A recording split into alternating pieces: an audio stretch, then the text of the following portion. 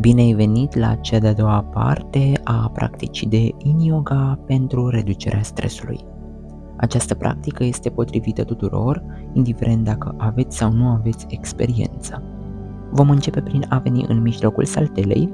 În cadrul acestei clase aveți nevoie fie de o saltea de Yin Yoga, fie de un prosop sau o pătură pe care să o aveți sub voi. Și vom începe prin a ne interioriza. Poți aduce mâinile în fața pieptului, concentrându-ți atenția asupra respirației, respirația făcându-se pe nas. Acum vom rosti în minte intenția pe care o avem, ceea ce ne dorim să obținem de la această practică. Poți dedica această practică ție, corpului tău, unei persoane apropiate, poate să fie ca un ritual pentru tine.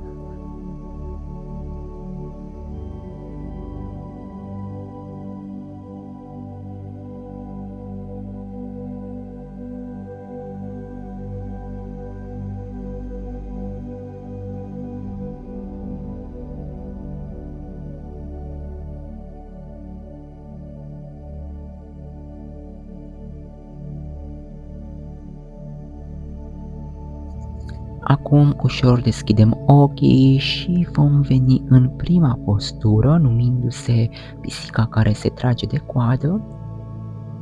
Pentru această postură pornești stând pe o parte pe saltea, piciorul de deasupra îl îndoi cu genunchiul la 90 de grade și îl aduci în față, piciorul de dedesubt îl îndoi și îl împingi în spate până poți prinde cu palma talpa. Capul se poate sprijini în palmă sau se poate lăsa jos pe saltea. Zonele targetate sunt pieptul și partea lombară. În Yin Yoga nu este important modul în care arătăm, este important ceea ce simțim în corp. Focusează-ți atenția asupra respirației, bucurându-te de libertatea corpului tău. Mai rămânem aici aproximativ 1 minut și jumătate.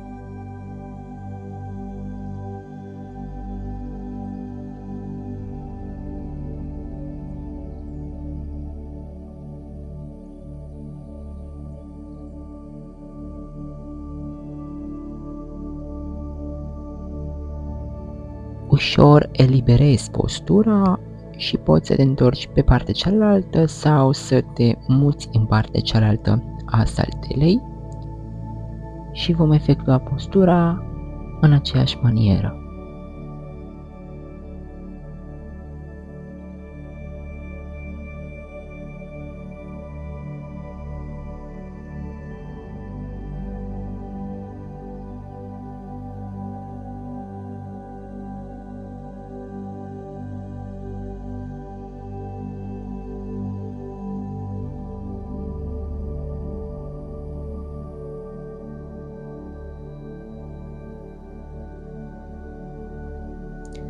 Pentru posturile de Yin Yoga poți avea ochii fie deschiși, fie închiși, în funcție de cum se simte corpul tău cel mai bine.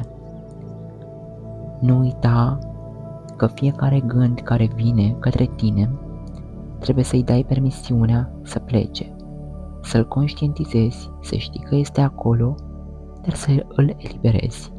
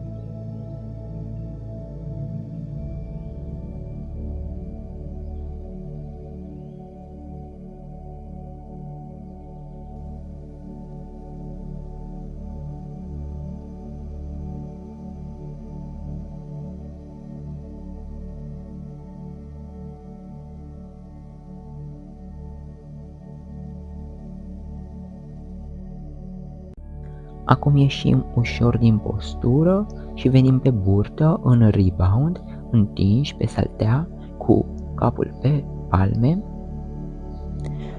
unde ne vom relaxa și vom simți beneficiile pe care ni le aduce fiecare postură.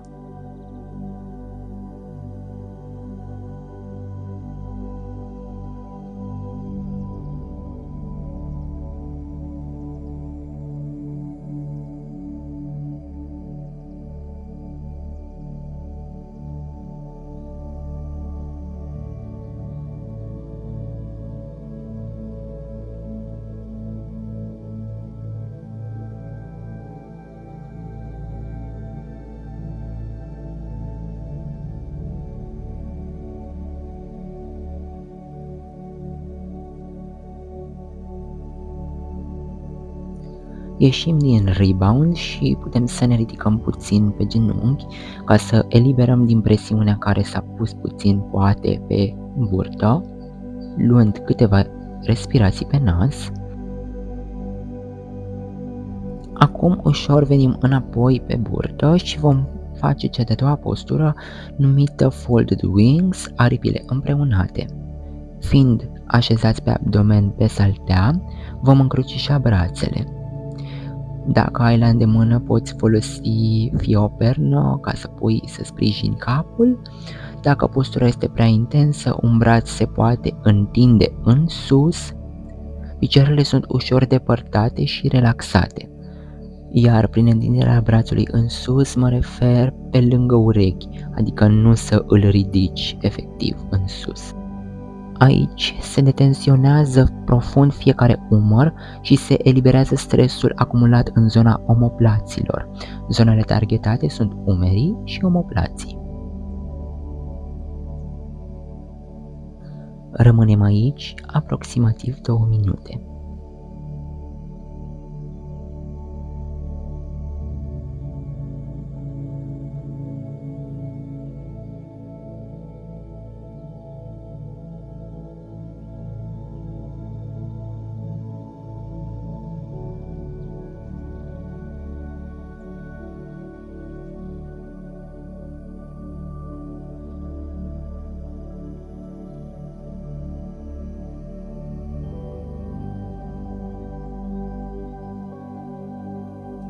Simte senzația pe care o ai la umeri și imaginează-ți cum de acolo se eliberează tot stresul.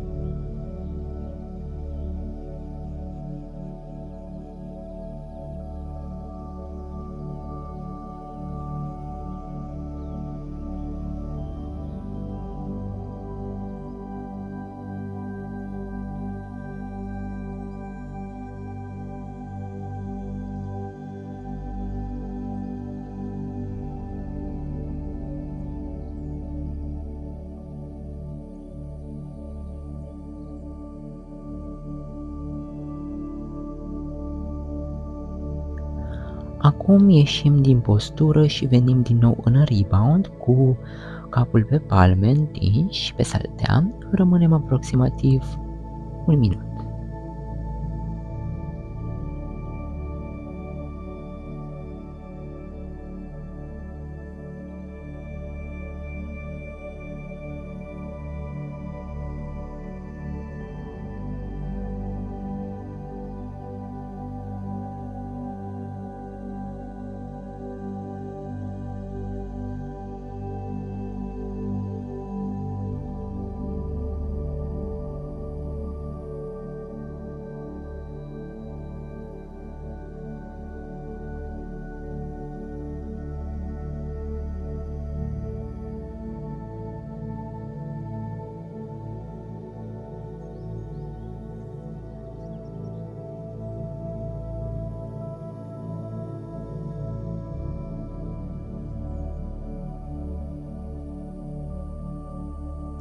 Acum ieșim din rebound și venim în cea de-a treia postură, Sfinxul. Rămânem pe abdomen și aducem antebrațele pe saltea și coatele sub umeri. Palmele sunt deschise și așezate pe podea. Din Sfinx se poate trece în foca prin a ridica coatele de la saltea și a întinde brațele. Poți rămâne și în postura foca dacă simți că senzația este mai puternică și mai benefică pentru tine, dar dacă te deranjează, poți reveni la Sfinxul.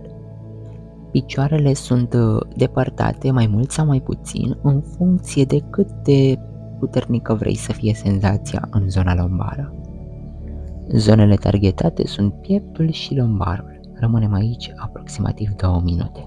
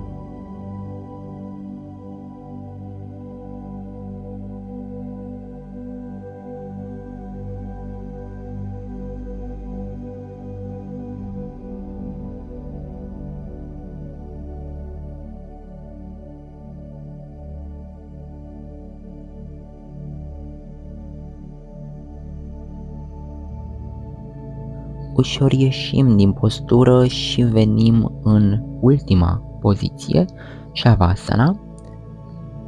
Ne întindem pe spate, pe saltea.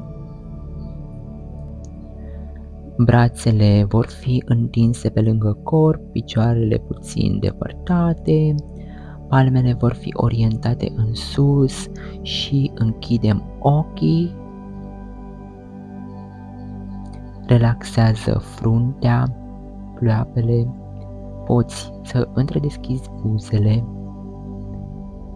lasă tălpile relaxate, palmele și bucură-te de toată liniștea care s-a așternut acum în corpul tău. Menține respirația pe nas, focusează-ți atenția asupra respirației. Simte greutatea corpului tău pe podea și simte spațiul în care te afli. Rămânem aici aproximativ 2 minute.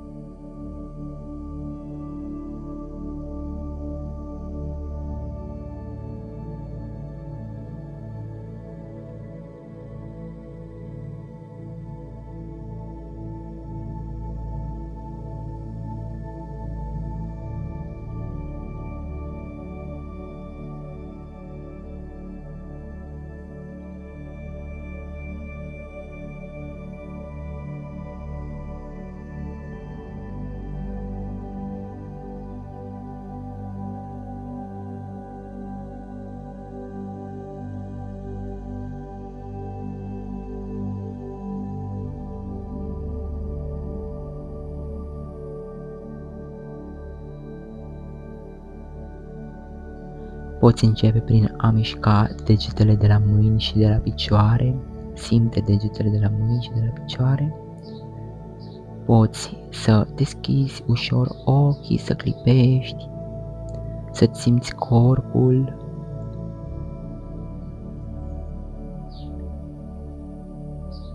Să simți liniștea care este în tine acum. Și ușor poți ridica genunchii și ne întoarcem pe o parte. Rămânem încă puțin aici pentru a conștientiza fiecare senzație.